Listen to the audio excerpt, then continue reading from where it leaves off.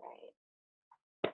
Going to get started. So I'm Stephanie Pepper. Everyone, welcome to the very first We Manage One webinar. It's been a minute since we've been wanting to get this off the ground, so I'm very excited. I hope you guys are as excited as I am trying to get this started. This is the Back to the Basics series, and it's going to be a 9-part series. But after this series, we'll talk a little bit about the future and things like that with these webinars in this little slideshow that I kind of put together for you guys to give you an idea kind of what to expect from the webinars, what I hope that you gain out of it, and what it means for the future for eManage. This is kind of a big step, big deal for us, and yeah, we're just really excited to have everybody here. Again, these sessions are going to be recorded, so if for some reason you can't make it or you missed any part of this, we will be posting these to our website and to our YouTube channel. So to get started, let's just talk about why we're doing this and what kind of benefits you should expect for you and your company. The main purpose of especially this series, for the webinars is to establish some consistency throughout your company. There's a lot of users out there that have probably been on the software for quite some time, and as a user myself of the software at some point, before I was with eManage, I can totally understand things kind of get a little bit out of control and they get a little messy. So the whole purpose of this series in particular is just to kind of take you back to the basics, make sure everybody is doing the same thing the same way, entering data the same way is really important just to be able to analyze the data, but also for training purposes, for new employees, things like that. You just really want to be consistent. And I know that there's a lot of users out there that may have had very little training to no training at all, depending on kind of when you came into your company. You might be a new employee, didn't get the best training, or everybody's all busy, or it could be that you signed up with us and we just didn't have everything real put in place at the time. So this is great free training that is going to hopefully just again establish some consistency throughout your company. Top of that, just again utilizing the program to its fullest capabilities. There's been some new features lately, and there's some more new ones to come. So throughout this series, I might talk about some new features that are going to be released. On top of some recently released features. We want to make sure that you guys are all using the software to the fullest capabilities, the quickest, easiest way to do things, but also you doing it the right way, which is really important. Also, another benefit that you'll get out of this is we're going to be creating this public video library. As I mentioned before, we are going to be recording these sessions. So, for new employee training, but also for those employees that have been with your company for a little bit, maybe need a little refresher on some things. Again, this is just going to be the basics. This whole series is going to be about back to the basics. But throughout the whole series, we are going to be reviewing some best practices as well. So throughout each module, there may be some, buttons or shortcuts that you're not fully aware of. And then on top of that, best practices, how should we be going about doing certain things the right way throughout the entire system and all of its modules. So a lot of this might be a little bit redundant for you guys, if you do already use the software and have been using it for some time. But I'm hoping that everybody takes away at least one thing throughout this entire series. Even if it's just, oh, I didn't even know that button was there, or I didn't know you could print that report. Little things like that. Just make sure you mute yourself upon entry if it didn't mute yourself there. But this, this series is going to be really helpful to just kind of wrangle everybody back in and make sure everybody's doing everything exactly the same way. Yeah, if you just came on just now, I can hear you. So if you could just mute yourself, greatly appreciate it. Thank you. Talk about some future goals. What are the long-term goals for these webinars? I briefly talked about what's going to happen after this series. We are going to continue these monthly webinars. We are going to focus on some more advanced features at some point, but again, this series is just to take you guys back to the basics. So if you already know, how to start a project, how to enter a contact, you still will probably take away something from each one of these trainings. I'm going to try to keep them short and sweet, as best as possible. Some of them might take a little bit longer, but we are going to be eventually focusing on some more of the advanced features. Some other goals that I just kind of have in mind when it comes to, what's the purpose of these webinars? Well, it's going to take us in the right direction of creating a user group. I know we've had a lot of users asking about this, and it's something that we've been thinking about for a long time. There's already been a couple user groups that kind of got started already, but they were manufacturer specific. We want to go ahead and start a user group that's everyone. We might break it down to manufacturer specific at some point for some of the group meetings, but we really want to I think that these webinars are going to open up the communication for all of our users to show you guys we are there, we're listening, we want to hear you guys out, we want to know, where you guys are struggling, where can we enhance the system, do we need to do some additional training?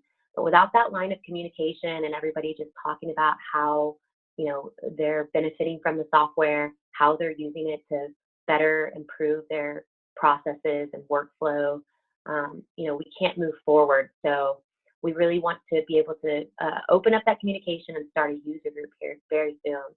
So that's something that I think the webinar is going to kind of open up the door to. On top of that, possibly a user conference. That's, in person.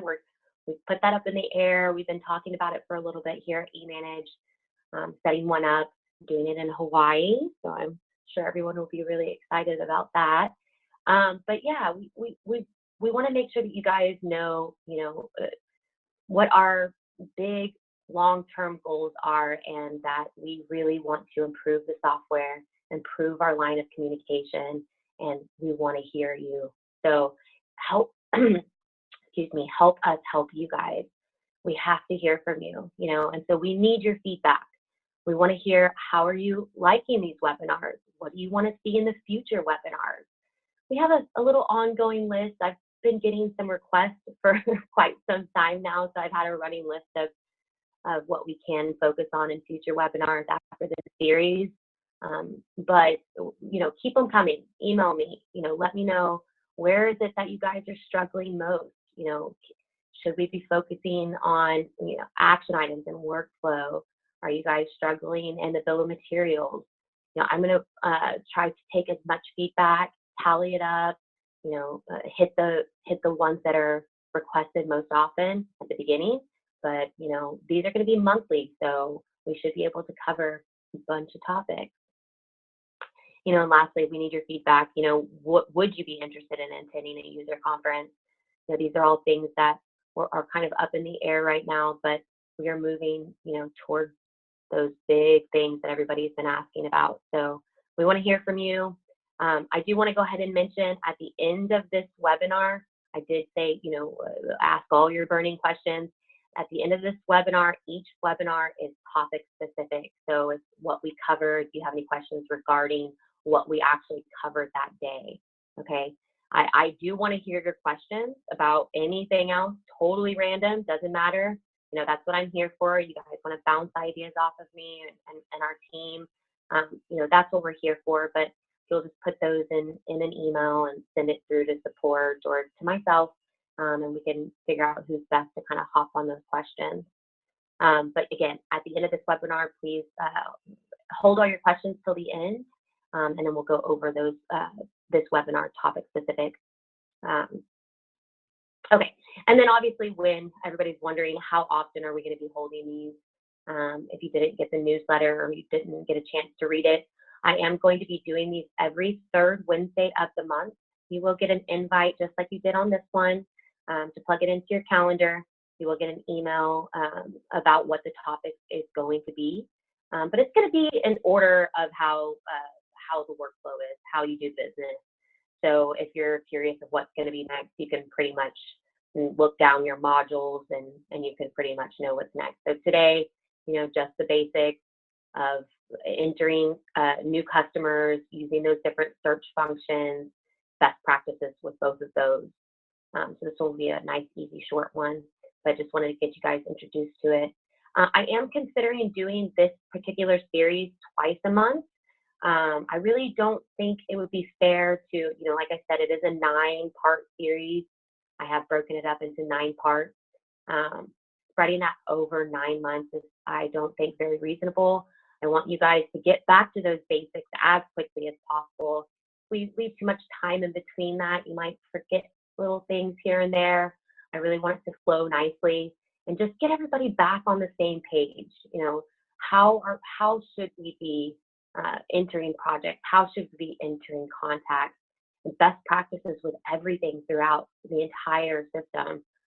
There's lots of customers that have been on the software for many, many years, and it's just so easy to just figure out a way to do something in the system. You guys all know there's multiple ways of doing everything. I am a huge advocate of doing everything the same way for the most part, learning the same way. That way, it's very easy to train new employees. But on top of that, everything that we're presenting to our clients and to our manufacturers, it's all kind of pushing out the same way. You don't ever want to raise questions, with your clients. One person's presenting a quote this way and the other person's presenting a quote this way. A lot of times that could be customer specific and it does have to be presented differently. But what's important is that we're all still kind of doing things the same way. It's just going to make everybody's lives a lot easier. So if I am going to do them twice a month, you will get a second email that I've been able to plug in another one in that month. And you'll get it exactly the same way that you got it this time. Okay. So I appreciate everybody just attending this. We got a really good turnout, and I'm excited to get started with you guys. Again, back to the basics. A lot of this might be redundant. You already know how to do a lot of this, but try to just keep your ears wide open. Listen to everything I'm saying because you will get something out of it. Whether it's, like I said, a click of a button, didn't know I could run that report. Oh, that's way faster than the way that I'm doing it. We want you to know all of those little tips and tricks so that you're more efficient, better tool for your company, okay? This is going to be posted on our website, so if anybody misses this, feel free to share that from our website. So we're going to go to get started, and then, like I said, hold your questions till the end, jot them down. I'll answer any of your questions at the end there. All right, so again, very basic stuff, okay? Everyone should pretty much at this point know how to go recall something, recall some type of record from the system. But I just kind of want to show a couple of tips and tricks when it comes to searching. I do see a lot of people not really sure where to go to search for something. I see people using different ways, and there are a lot of really good ways, and I'm going to show you like three or so of my favorite ways to recall something. But if you notice that you're doing it a different way than I'm doing it in my way, it's faster, that's the whole purpose of this. So we want to make sure you're being as efficient as possible. So first things first, I'm just going to go over a couple of the different search functions. You guys probably noticed we've changed up the searches a little bit.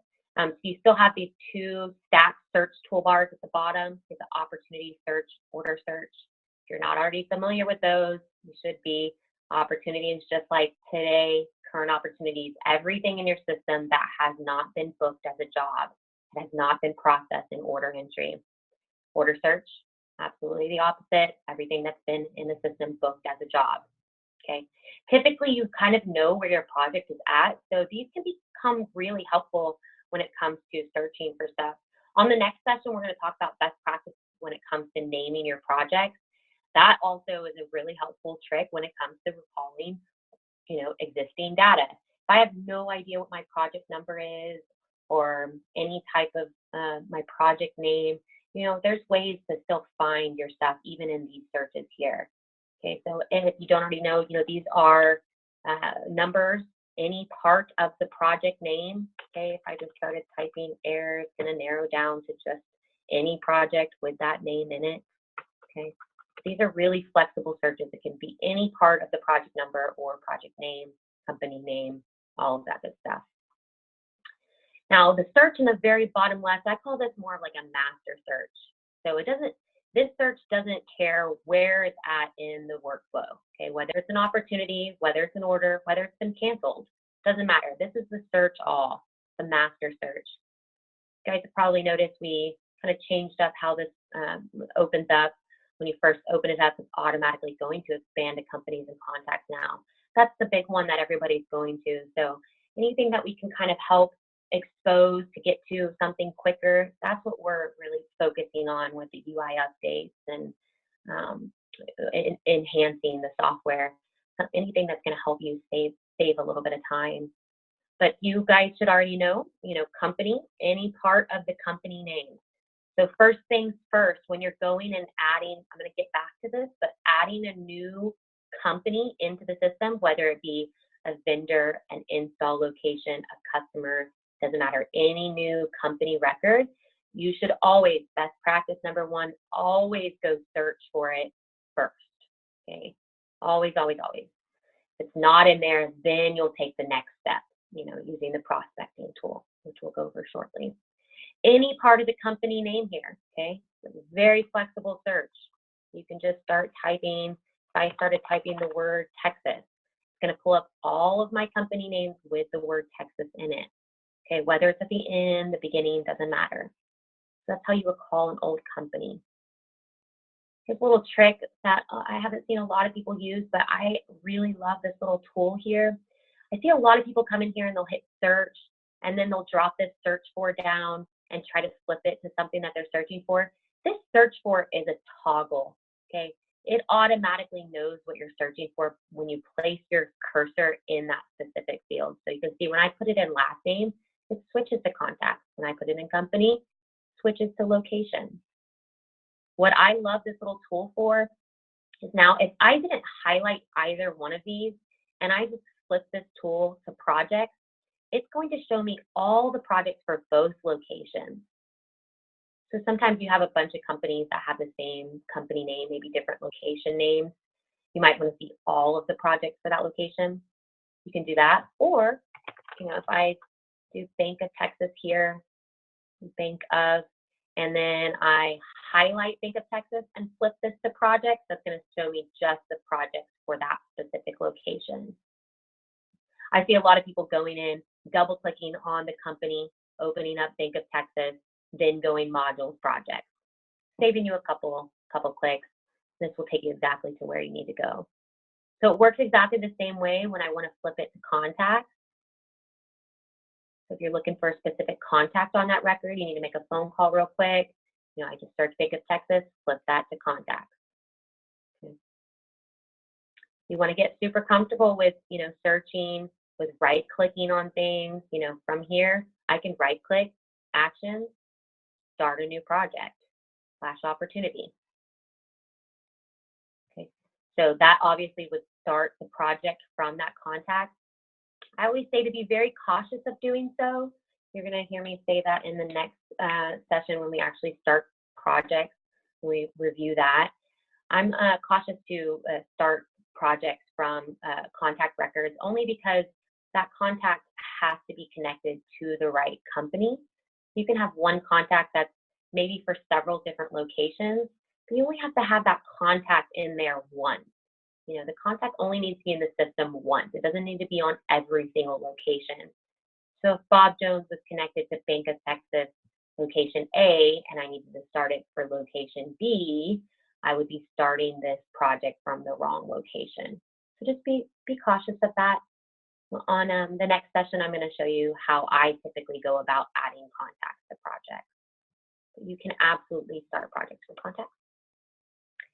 Okay, I should be pretty familiar with the rest of these searches. Again, this search does not care where the project is at. It's been canceled, ordered, it's just an opportunity, doesn't matter. So this is how you go back and recall a project that may have been canceled and now the opportunity has represented itself. Okay, it won't be in your orders, your opportunity search, or even your, current opportunities report.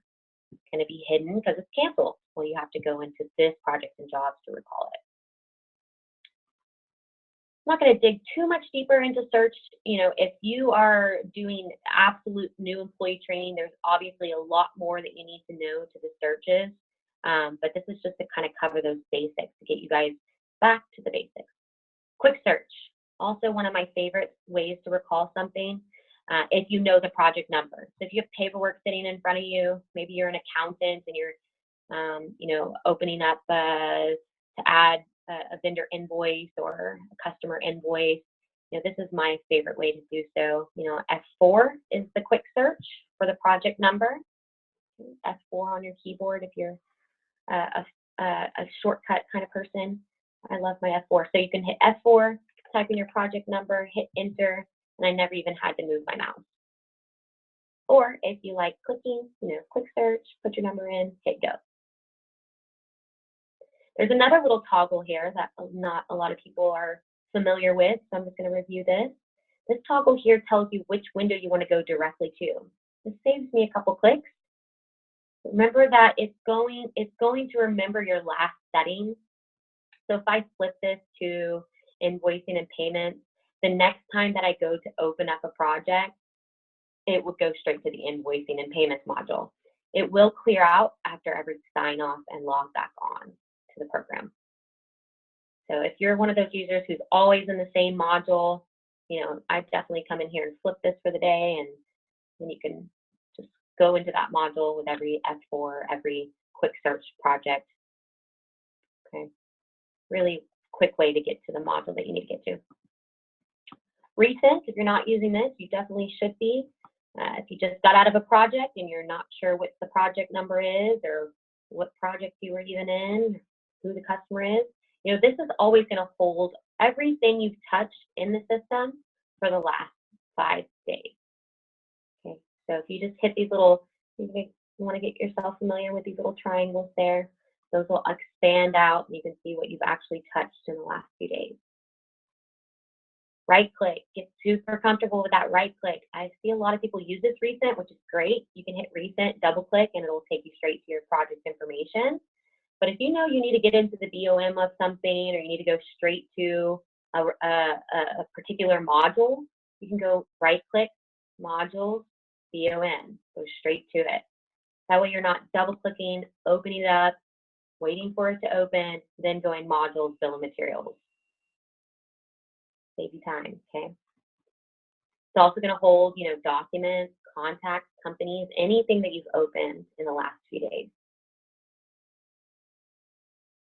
We moved favorites from this right side over here to the bottom, hoping that more people would use it. If you're not familiar with favorites, there is a video out there on favorites, I believe, real quick one, but it's pretty simple to use. But this will hold, anything that you use on a very regular basis, or maybe there's a big project that you are just going to live in for the next 6 weeks. I would just, put it in my favorites, right clicking on the project, add to favorites, and you can create folders to organize. And then at some point, if you needed to remove it, you can just highlight remove favorite. But these are quick ways to get, to those different records that you need to get to, whether it be a customer, contact, maybe there's a contact that you're always working with and starting projects from. Right click, action, start a new project. Just quick ways to recall records and to start projects. That's what we're getting at. All right, we'll cover any questions you might have on some of the search functionalities, but that's really the basics of that. Obviously, we're not going to go through all of this just yet, but if we have questions and how any of this works, I'd be happy to answer those offline. What I also want to get to is just the best practices of creating a new company record, just to kind of wrangle everybody back in, make sure everybody's understanding best practices there. So again, like I said at the beginning, very first thing that you should do is always come in here, search for who you're looking for, company that you're looking for. Remember, reminder, always start your project from where we're installing the product. It's going to save you a ton of time, okay? You don't have to make circles around yourself trying to get the install address correct. Start your project from the install location where you're doing the work. So if this address was not the location that I'm starting the work from, that's when I would immediately go to prospecting. You aren't using the prospecting tool. This is such a cool feature. So if I just put in on the search for Bank of Texas, And let's say I just want to search the entire state. In the location, you can put city, comma, state, put just the city, you can put just the state, it'll take TX, abbreviation, it'll take all of that. You hit get results.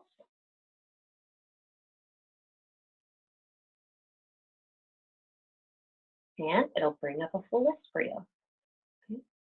I'd like to go ahead and establish a one way to do things type of practice here. Again, I am just a huge advocate of that. It makes for easier training.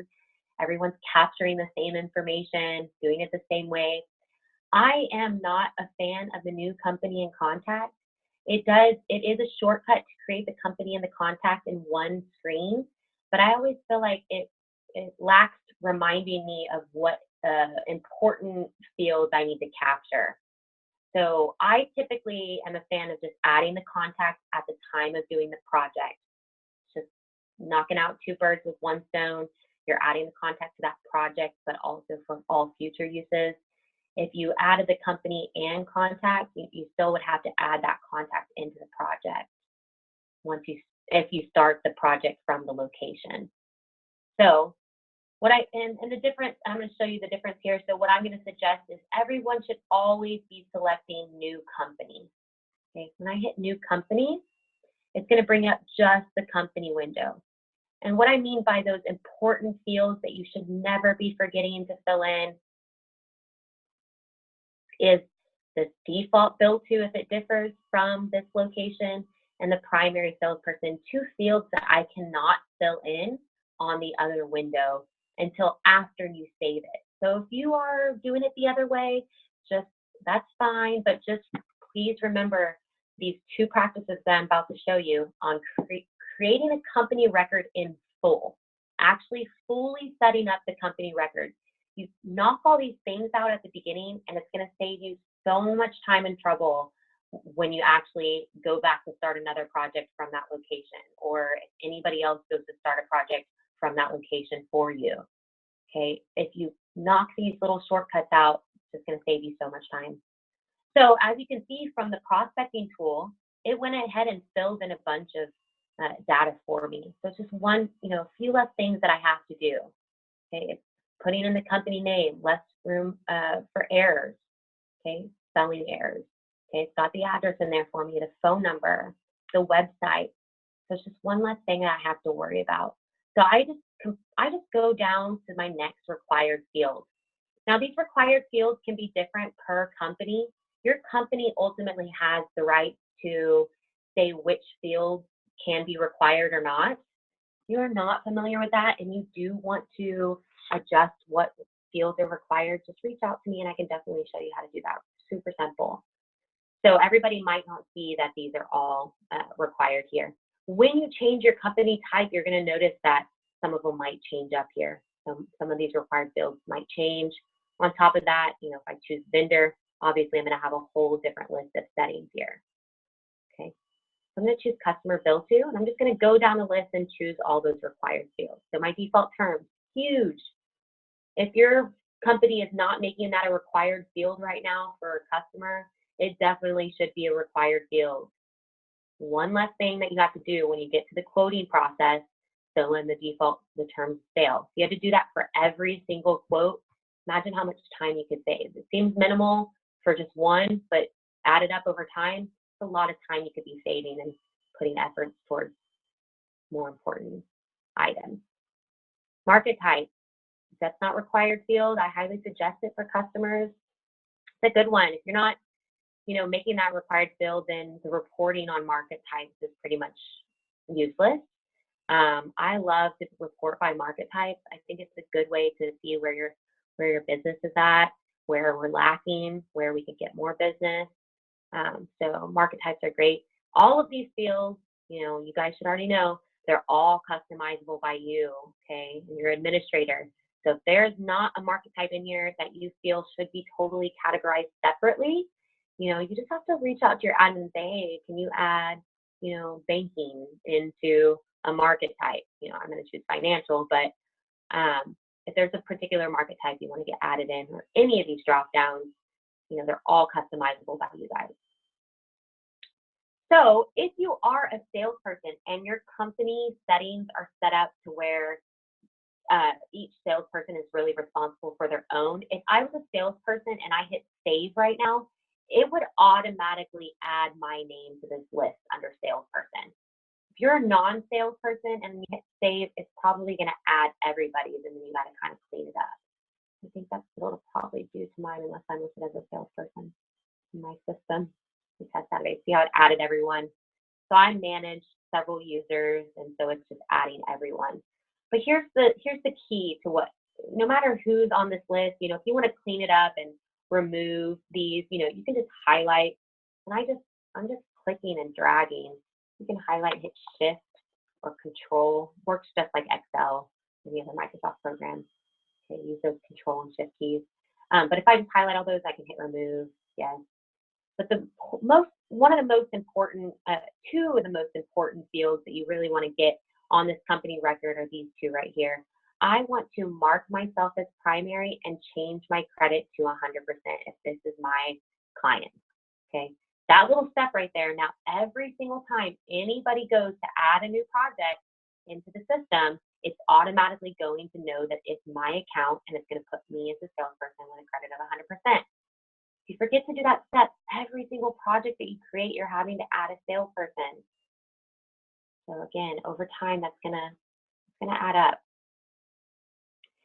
Something to note, you know, if you're following along and you try to go back to your desk and do this and mark yourself as primary and 100%, you do have to select save before you can click inside of these boxes. If that still doesn't work, that means that your rights probably need to be adjusted. Okay, so just reach out to support or reach out to me and let me know if you're having any trouble with any of the stuff I'm going over today. But that will save you a ton of time. And then lastly, default bill tube. If the bill tube is different from the address on the left side, you would want to adjust that. That does mean that you have to have both records entered as a company in the system. So if I go down here and I go search and it's not in here, go back to prospecting, find it, add it in. Okay. If it is in here and I know that every single time that I do a project for this location or a quote for this location, it's always going to bill to this 2250. I'm going to highlight it, grab it, and do what it says. Drag / drop a company or contact here. So I'm just highlighting, holding my mouse down, grabbing it, dragging and dropping. That will save you a ton of time. If you know that it's always going to bill to that location, every quote that you create, it's going to know to set that up for you. You shouldn't be setting the bill, changing the bill to on every single quote, unless they truly are different each time. But if it's the same every single quote for that location, set it up now, get it over with, and it'll save you a ton of time. Something to take note of, you know, prospecting. We talked a lot about, you know, adding companies from prospecting, but if for some reason your location is not showing up in this list, maybe it's close, maybe it's 200 West 12th Street, I would still go about adding new company, and you can always override anything here. So it still save you a little time and not having to type out Bank of Texas and maybe the phone number or the zip code is the same. You know, I'm just having to override just this one or add a suite number. Absolutely, you can override that. If for some reason you're having absolutely no luck with the prospecting tool, it could be that it's brand new construction, you know, they're not in the system yet, not in Google, because it's just pulling from Google. Then you always can revert back to main tool menu, new company. Okay, it's going to bring up a whole blank record, and you just have to manually fill all of that in. If you don't already know how to add companies, just a little tip here. When you get to city, state, zip, okay, if you try to type in your city, your state, not really going to take that. Okay, you just need to go over to the third field, 1, 2, 3, city, state, zip, and put in your zip code. So if I just put in my zip code here and hit tab on my keyboard or click anywhere out of that field, it's automatically going to fill in the tax rate, the city, state, county, all for me. Keep a close eye on that exempt checkbox. You know, if they are an exempt company, set it up now, save yourself some headaches later. You're having to go back in and zero out all the tax because they're tax exempt. You know, check that off, and a lot of people are, oh, I checked that and it didn't change this to 0. it's overriding the 8.25. Don't worry about that. It knows every quote that I create from this record going forward, if marked as exempt, is going to be no tax. Like I said, the new company with contact, it is a shortcut, gives you a whole separate little pop-out window where you can see I have nowhere of putting a primary salesperson. I have nowhere of dragging and dropping a default bill to. So I always felt like this is a great reminder just to do that here. And then we'll talk about adding contacts and best practices in the next session.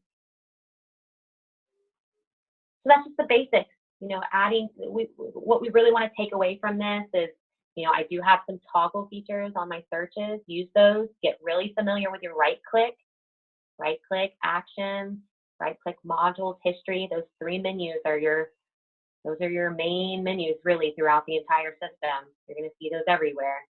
You know, get familiar with that right-click and try to create yourself some shortcuts. Okay. And then lastly, when creating companies, important just to finish that out. Set the default bill to, set your primary salesperson, then start a project.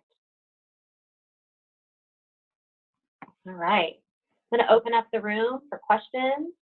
So if you are muted, you'll just unmute yourself, ask your question.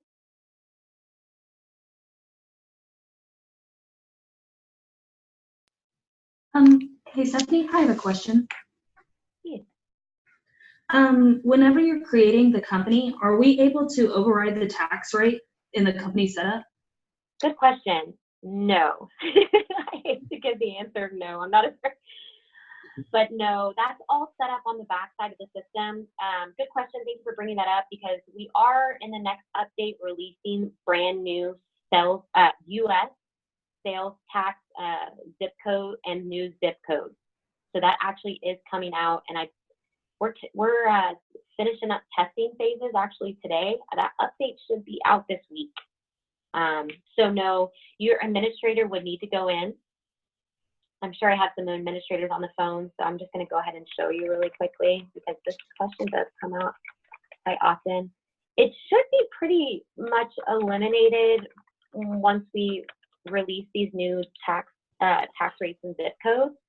But if for some reason, you know, we're going to be up, we did sign up with a sales tax company to be managing that for us. So we just have to import new in. I think that we're going to be doing that monthly. So it should be managed going forward. There's going to be some more information to be released with that, because there's a lot more to that than I'm letting you guys know right now. But they can always come in here and go to Tools, Zip Codes, and the Administrator. And then what you do is you find what you're looking for here. Say Arizona, click these, click this, load zip codes for editing. And then you can come in here and just change the sales tax by modifying selected zip code and adjusting the tax rate. Okay, thank you. Good question.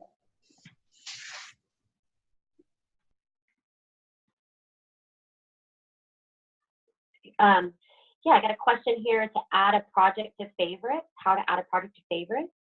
So I'm just going to do it for my recent. Let's say this project is one that I want to add into my favorites. Anywhere that you can get to the project. So if I had it open, anywhere that you can access this right-click menu, or I believe if you have the project open, it's under Actions.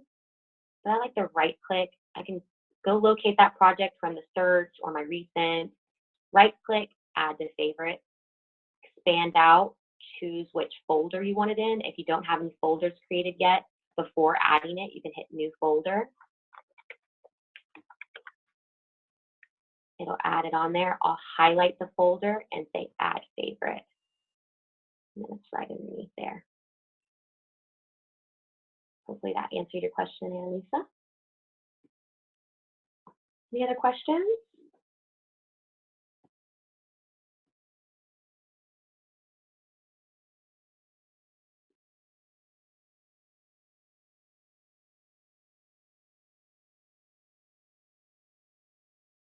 If you're trying to figure out how to unmute yourself, or you have more questions, I'll leave it open for another 5 minutes or so. Otherwise, just to kind of give you an idea of what's going to be upcoming the next session, we are going to be covering this up here.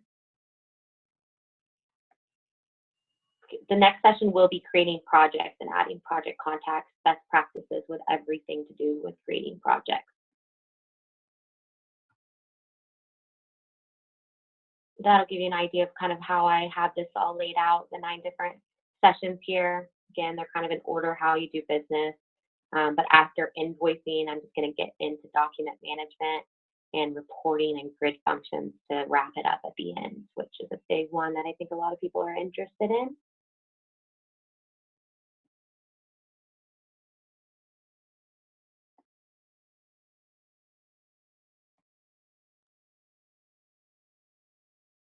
Let's get another question.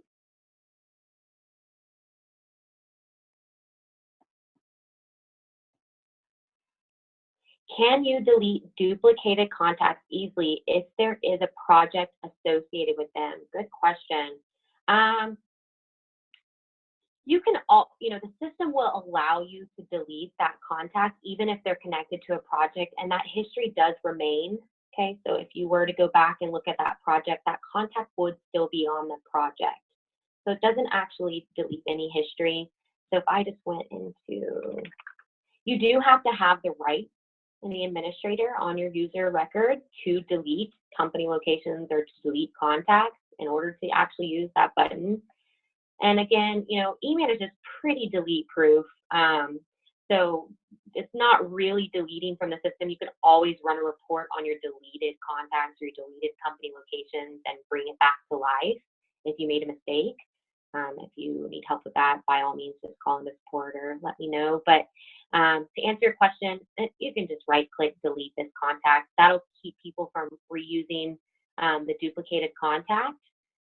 Where it does get tricky is if you did delete that contact and now I went in to actually print a work order or something and that contact was on that project. If I wanted to try to remove that contact from that work order because it was a bad one, you would have to reactivate that contact, remove them from the project first, then delete the contact. I haven't seen very many people come across that too much. It is, fixable, like I just said, but deleting contacts can, that's the only issue that I know of that it can cause.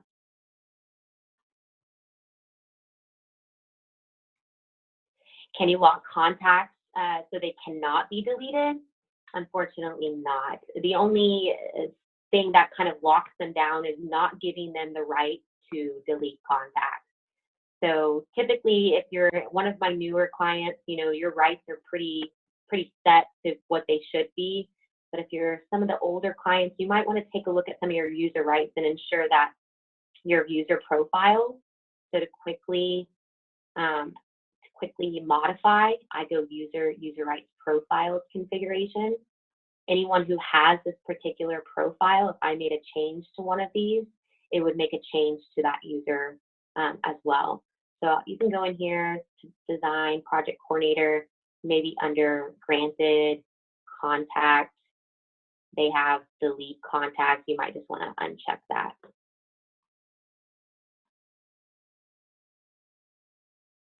Are the items covered in the series or upcoming series documented for review in a Word doc as an SOP? No, they are going to be recorded and posted on our website and our YouTube channel. But what this, hopefully is going to open up doors for is additional training.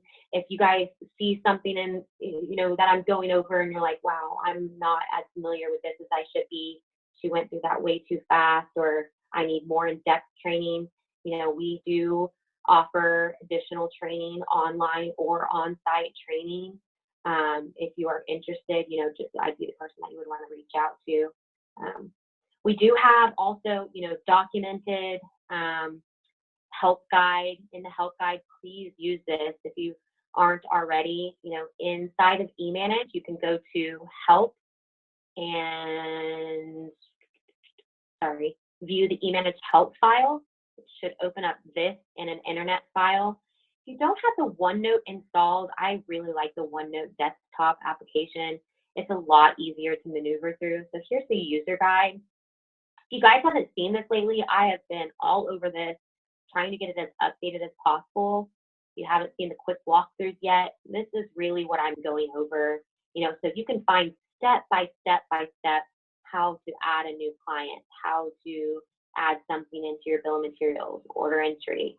So it is documented, just not via SOP. See what else we got. I think there's a couple more questions here. Where do my questions go? The structure of company locations and contacts. Is there a way to have contacts carry from one project to another? Kay, let me hold that one for the next session because I will be covering contacts when we're actually creating projects, and the importance of only having one contact per, company, period.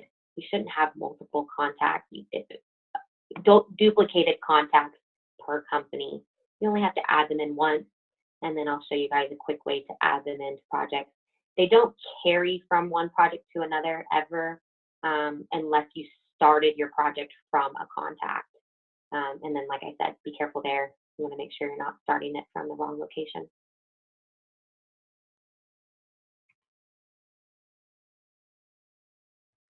Good question. Oh, yeah, no problem, Kay.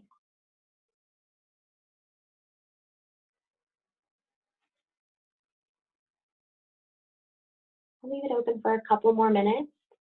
Otherwise, if you guys got what you needed out of it, feel free to go ahead and exit out, and look forward to speaking with you guys in the upcoming webinars.